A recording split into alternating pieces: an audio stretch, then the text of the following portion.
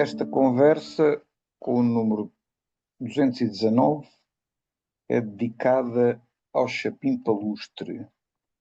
E temos então aqui o Gonçalo Elias para nos falar sobre esta espécie. Olá, Gonçalo, tudo bem? Olá, Zé. Olá a todos os nossos ouvintes. Esta, Esta esta, conversa vai esta, ser a última de uma série de 34 espécies que foram as espécies novas que eu vi no já famoso Interrail de 1989, né? portanto, esta é para encerrar o Interrail. Esta é para encerrar o Interrail e na próxima conversa voltaremos a falar de observações realizadas em Portugal. Uhum. Portanto, Eh, esta e, e- é. e Diz, este- diz. e esta espécie de agora, o chapim palustre, é uma coisa assim extremamente parecida com um chapim que ainda há pouco tempo tivemos a conversar também. Exatamente, o chapim montés. São ambos do género Poecilla. O outro é o Poecilla montanus, que é o chapim montés, e este é o Poecilla palustris. São muito parecidos. Nenhum deles ocorre em Portugal, mas ocorrem em vários países europeus. Embora o chapim montés seja uma espécie mais setentrional, sobretudo uma espécie mais de zonas montanhosas e dos países do norte da Europa, da Fino-Escandinávia, o chapim palustre é uma espécie mais de zonas temperadas. Portanto, o clima temperado é aquele que está acima do clima mediterrâneo, mas abaixo lá dos climas já nórdicos e subárticos e boreais. Mas há uma grande faixa de sobreposição entre as duas espécies.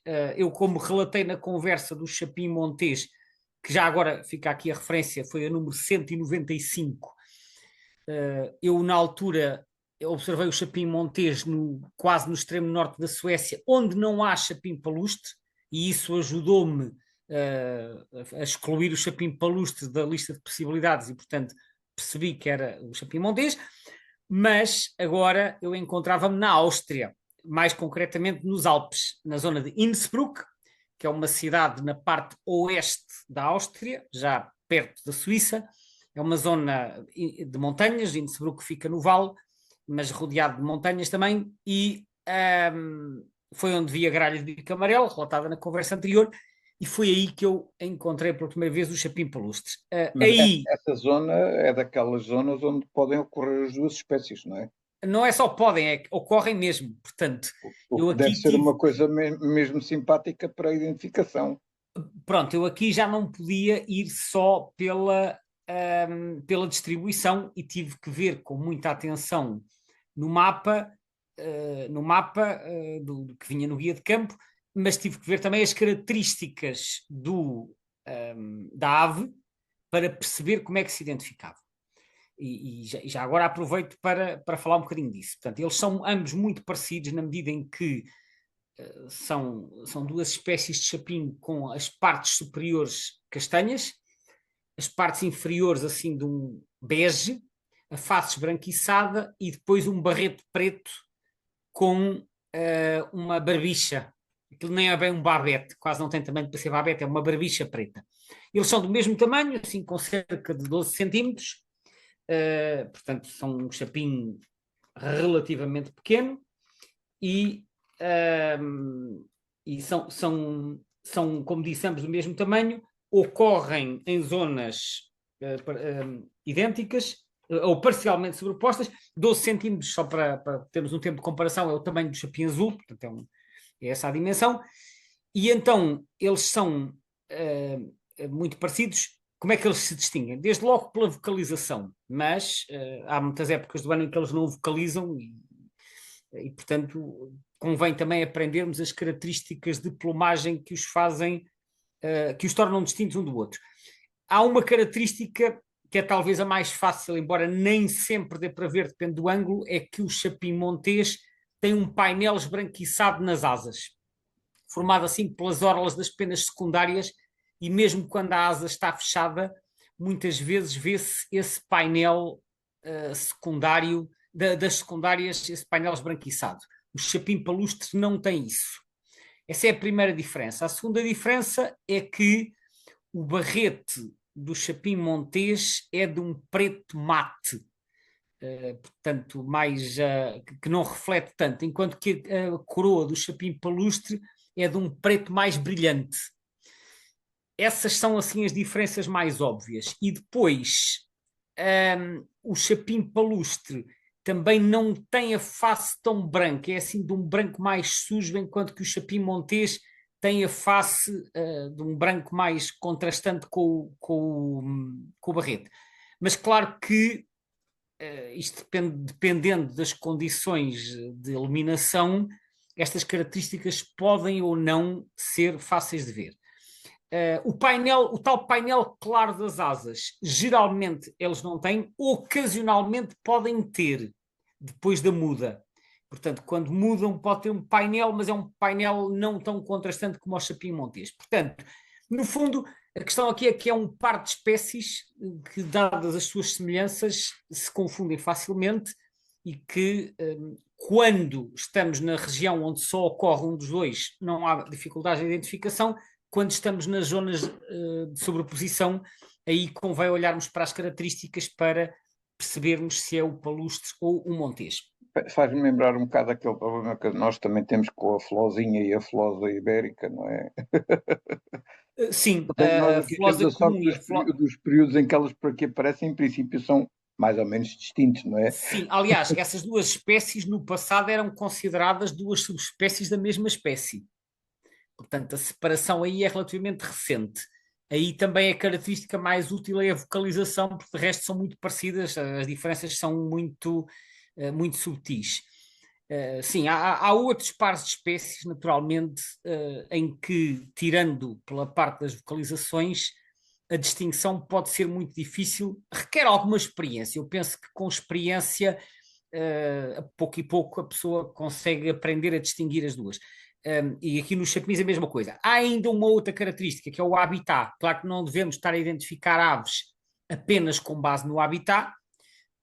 O habitat é um indicador, mas é sempre bom nós confirmarmos com outros critérios. De qualquer forma, o chapim montés é uma ave que frequenta sobretudo florestas de resinosas, portanto de coníferas.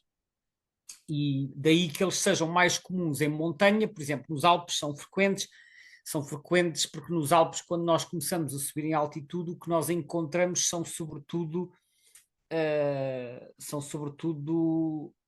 resinosas. E na Escandinávia é a mesma coisa. Já o chapim palustre, o nome é um bocadinho enganador. O nome é do Linneu, que lhe chamou paros palustres, na altura isto eram paros. Eu não sei porque é que o Linneu lhe chamou palustris, talvez ele tenha encontrado a ave junto a uma zona pantanosa, não sei. A verdade é que as descrições de habitat mostram que eles preferem árvores de folha caduca, portanto, que é árvores de folha larga, e com alguma umidade, e não são uma espécie de montanha. Portanto, são uma ave de terras baixas. Aliás, tu vais, por exemplo, ao EBBA, portanto, à página do Atlas Europeu, que é o EBBA2.info, e se vires os mapas de abundância do chapim palustre, tu vês que as zonas de maior abundância estão na Europa Central e até em certas zonas do leste, como por exemplo na Roménia e ali na Croácia. Enquanto que no caso do chapim montés, a situação é bastante diferente e as zonas de maior abundância são, por um lado, tens um grande núcleo nos Alpes, portanto é a tal situação da população de zonas montanhosas, e depois tens as maiores abundâncias, sobretudo no norte da Europa, na Noruega, na Suécia, na Finlândia, e depois estendendo-se pela Rússia. Portanto, enquanto que, por exemplo, na Alemanha, o chapim montés está presente, mas em abundâncias muito menores do que o chapim palustre, porque a Alemanha é um país, sobretudo, plano. Tem algumas montanhas no sul e no leste, mas ocupam uma fração relativamente pequena do país. Portanto, um é de coníferas e de altitude e de latitudes elevadas, o outro é de árvores de folha caduca, e o outro, estou a falar do palustre, que é o nosso tema de hoje, e prefere zonas com alguma umidade, frequenta zonas com árvores como, por exemplo, carvalhos, faias, amieiros, choupos, bétulas, salgueiros, portanto, tudo árvores de folha mais larga que crescem em terras baixas, muitas vezes perto até de zonas de linhas de água ou de zonas úmidas, portanto, as preferências de habitat também são distintas. Não quer dizer que não ocorram os dois nos mesmos locais, podem ocorrer, mas há também estas diferenças que nos podem ajudar enfim, a perceber. É claro que isto não se aplica bem em Portugal, porque em Portugal não há nenhum nem outro, como disse, mas, enfim, deixo aqui estas pistas para quem for a outros países europeus e passar em zonas onde ocorra um ou dois destes chapins. Tu disseste que em Portugal ele não ocorre, nem um nem o outro, aliás. No entanto, digamos, a probabilidade de se calhar virmos a encontrar um palustris deve ser um bocadinho superior, não é? Que pelo que eu vejo também no mapa do EBBA, a distribuição dele apanha também ali o norte de Espanha. Correto. O chapim palustre ocorre na Península Ibérica, o chapim montês não. Essa é também uma diferença importante.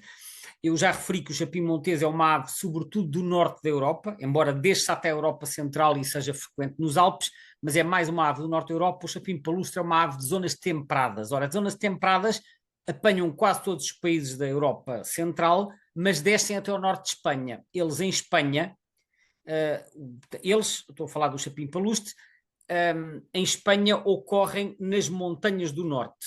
E o que é que isto quer dizer? As montanhas do norte significa, por um lado, a Cordilheira Cantábrica, portanto, que apanha ali uma grande parte, começa na extremidade oriental da Galiza e depois estende-se para leste pelas Astúrias, pela Cantábria e pelo País Basco, e depois ocorrem também nos Pirineus, portanto, que no fundo são um bocado a continuação da Cordilheira Cantábrica através de Navarra, Aragão até à Catalunha, e depois há também uma população um bocadinho destacada das restantes na parte norte do sistema ibérico.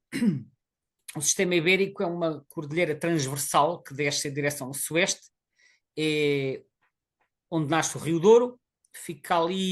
Esta população fica ali na junção de três províncias espanholas que serão La Rioja, cuja capital é Logronho, Burgos e Sória. Portanto, nessa zona, ali à volta da Serra do Urbión, também há uma população de chapim palustre. Mas isto são tudo zonas com pouca ou quase nenhuma influência mediterrânica, porque eles não ocorrem em zonas mediterrânicas. Curiosamente, eles aqui em Espanha tornam-se uma espécie de montanha. Isto acontece com outras aves que mais a norte na Europa, portanto, quando avançamos em latitude, são aves planíssimas. Quando descemos em direção ao sul, como eles não gostam de zonas demasiado secas, começam a subir em altitude. E uma coisa curiosa que se nota em Espanha é o facto de que eles ocorrem em montanha, sobretudo acima dos 1000 metros, portanto já são claramente uma espécie de altitude, mas uma coisa que eles perceberam em Espanha foi que nestas cordilheiras que eu referi, eles ocorrem a altitudes mais elevadas na vertente sul do que na vertente norte. Isto acontece também com outras espécies até em Portugal. Porquê? Porque as vertentes norte são mais ensombradas e são mais expostas à precipitação. E por conseguinte,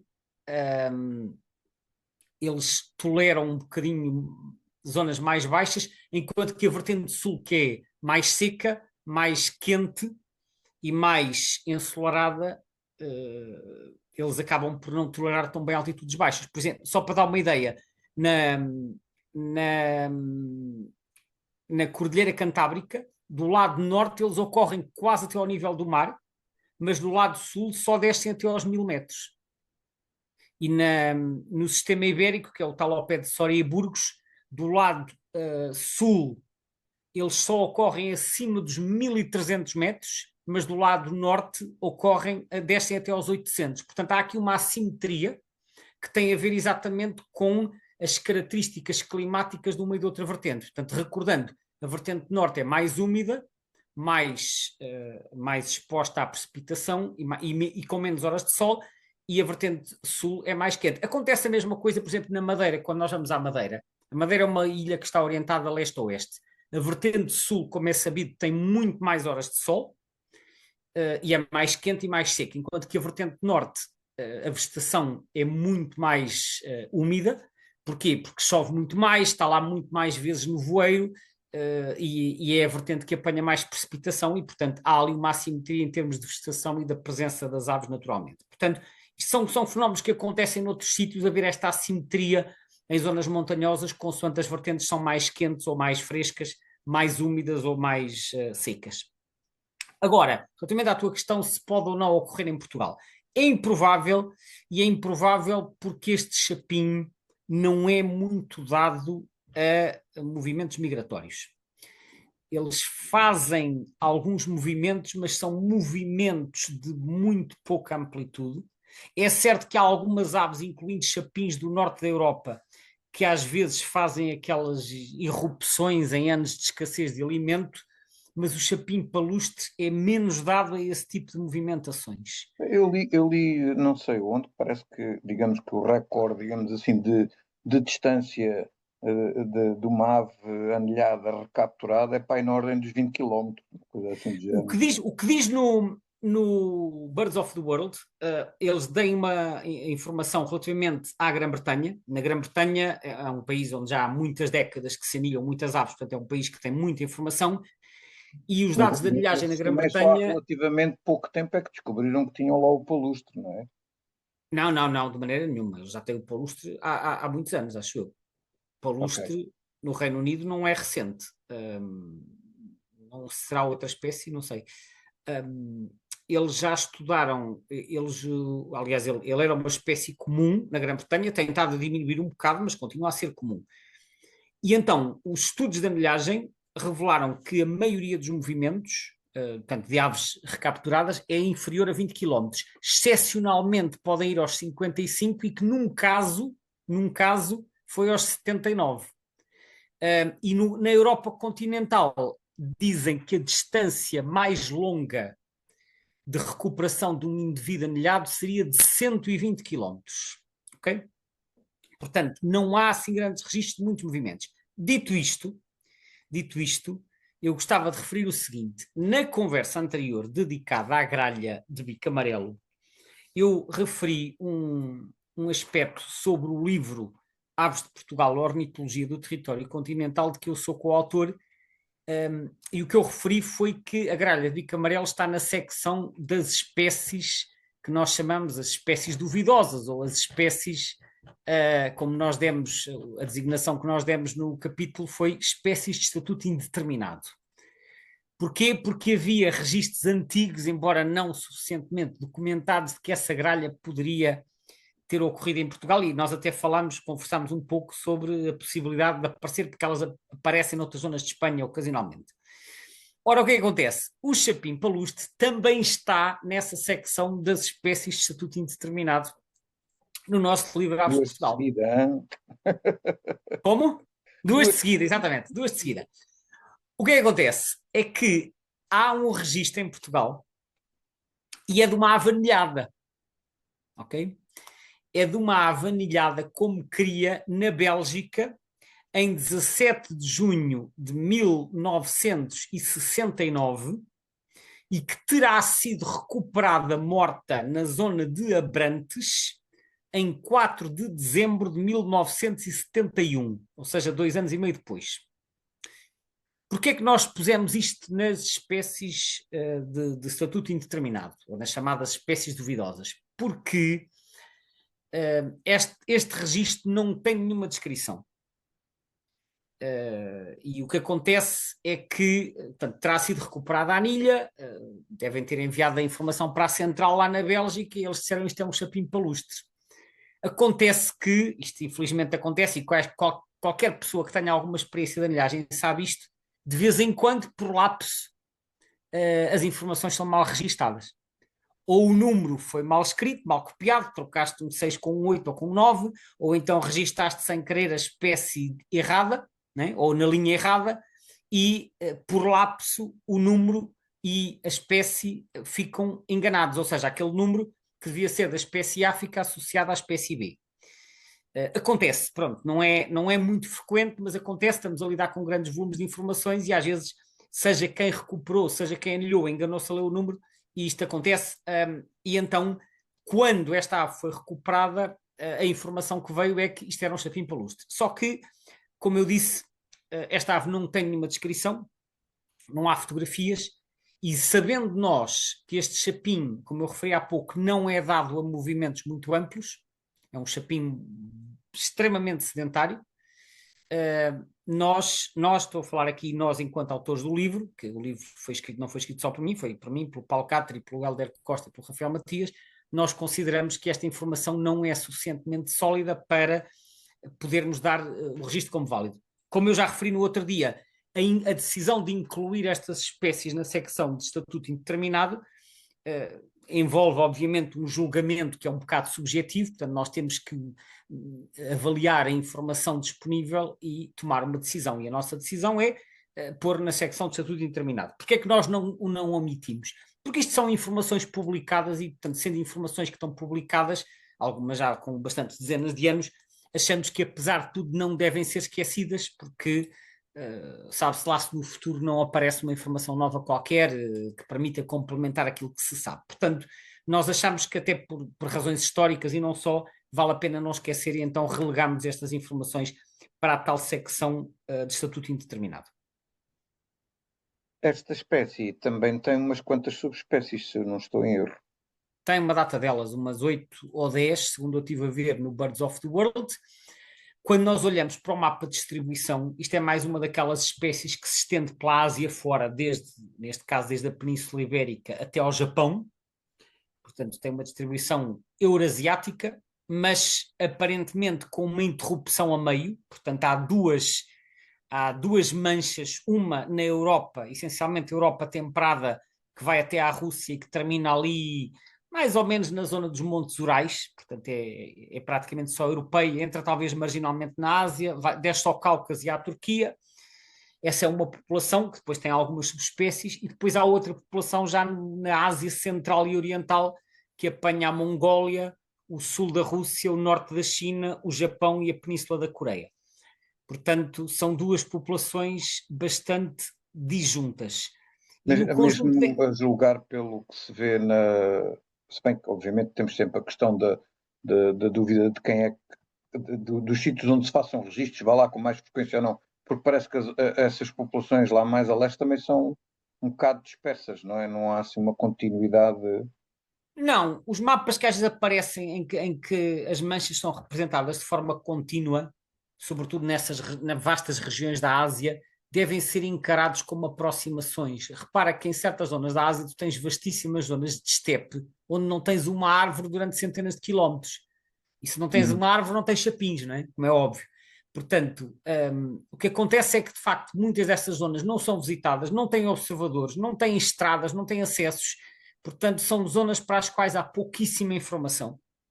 E que tu vais consultar os mapas do IBERT para qualquer espécie à tua escolha, até para espécies comuns, e tu depois chegas à Ásia Central e tens lá enormes buracos na distribuição, buracos esses que correspondem à ausência de informação. Portanto, quando nós olhamos para estas manchas vastas, sobretudo em continentes despovoados, como é o caso de grande parte da Ásia, porque a Ásia é muito povoada a sul dos Himalaias, como nós sabemos, tem algumas das maiores densidades do mundo nessa região, mas quando passamos para norte dos Himalaias, nós encontramos países com densidades populacionais baixíssimas, e estou a falar de grande parte da Rússia, do Cazaquistão, da Mongólia, do norte da China e mais alguns países ali à volta.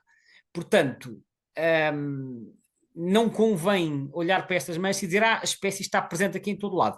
Estará, em parte, como eu disse, são aproximações, mas que nos dão, pronto, uma ideia aproximada da distribuição. Agora, em relação às subespécies, nós temos 8, segundo o Birds of the World. Dessas 8, há 4 no núcleo ocidental, que é o tal núcleo europeu, e 4 no núcleo oriental, que é o tal da Rússia Oriental, Mongólia, China e Japão. Dentro do núcleo europeu, temos uma subespécie que é nominal, que é, portanto, desculpa, Poecilla palustris palustris, que ocorre no norte da Península Ibérica e se estende até à Escandinávia e à Polónia. Temos outra no leste da Europa, um bocadinho abaixo da Polónia, até aos Urais e à Turquia. Temos outra no Cáucaso e no nordeste da Turquia. E temos uma nos Alpes franceses, na Itália e na Sicília. Por acaso, olha, nem tinha reparado, mas ele também ocorre na Sicília. Eu tinha reparado, por acaso, no Atlas Europeu, que ele, embora na Península Ibérica só ocorra nas montanhas do norte de Espanha, como falámos há pouco, na Itália ele desce até muito mais abaixo, até ao sul de Itália, até à Calábria. Eu, por acaso, no mapa do Atlas europeu, ele não tem bolinhas de presença na Sicília. Por isso é que agora eu estava surpreendido ao ver isto.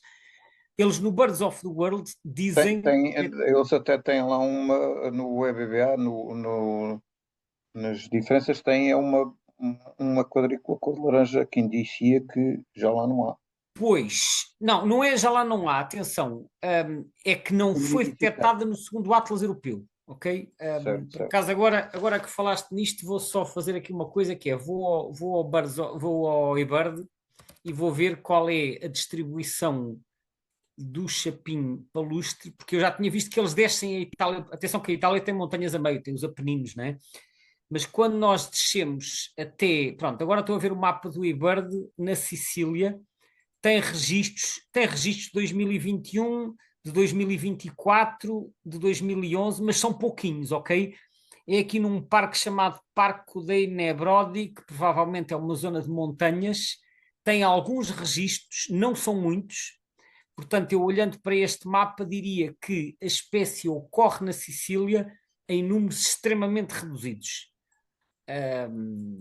Não sei com que frequência que este sítio é visitado. Portanto, o Birds of the World dá a presença do Poecilia palustris itálicos desde os Alpes até à Sicília, mas de facto o Atlas europeu aparece com um quadradinho vermelho, que é nessa zona dessas montanhas que eu referi, que é mais ou menos no centro-norte, mas como eu disse, eles podem não ter sido detectados no Atlas e, no entanto, não terem desaparecido totalmente, que às vezes quando nós vemos grandes manchas cor de laranjas a abranger muitas quadrículas, normalmente significa que a espécie praticamente desapareceu. Agora, quando são quadradinhos isolados, às vezes pode significar que diminuiu, mas que ainda pode subsistir uma pequena população que escapou à detecção na altura do Atlas. Portanto, quando estamos Certo, a falar certo. de densidades muito baixas, isso pode acontecer, não é? Basta não terem estado lá na altura certa. Pois, ou o esforço de visitação ter sido pequeno, ou imagina quem visitou aquela zona não ter ido ao habitat certo, que às vezes também acontece, depende muito de quem faz o trabalho de campo e do número de horas investido. Portanto, isso é um bocadinho variável. Esta espécie não está ameaçada.